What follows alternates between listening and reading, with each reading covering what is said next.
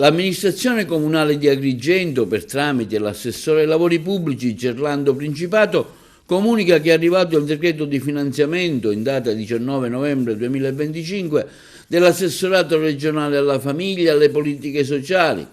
relativo al progetto rifunzionalizzazione mediante manutenzione straordinaria di un immobile da adibire a centro polivalente culturale e ricreativo,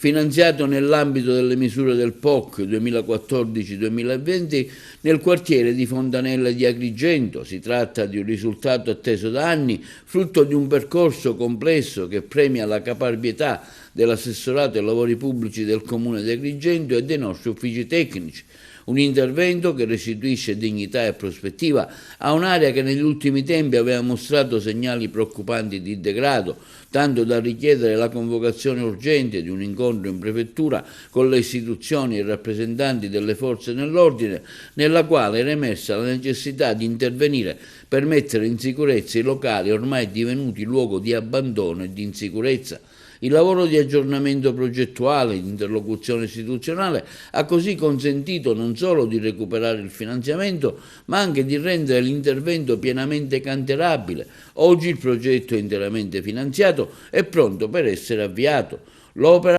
permetterà di realizzare un nucleo polivalente culturale e ricreativo, restituendo funzionalità ed efficienza al piano terra del complesso che ospita gli uffici della circoscrizione, un intervento atteso che contribuirà alla rigenerazione urbana e alla rivitalizzazione sociale del quartiere di Fontanelle ad Agrigento. Il progetto prevede anche la manutenzione delle strutture vetrate, il rifacimento delle pavimentazioni ingresse, la realizzazione dei servizi igienici ed un impianto elettrico completamente a norma nel rispetto delle prescrizioni sull'eliminazione delle barriere architettoniche. Oggi, conclude l'assessore ai lavori pubblici Principato, possiamo dire di avere mantenuto un impegno con i cittadini di Fontanelle, restituendo uno spazio pubblico, trasformandolo in un luogo di cultura, di aggregazione e di servizi.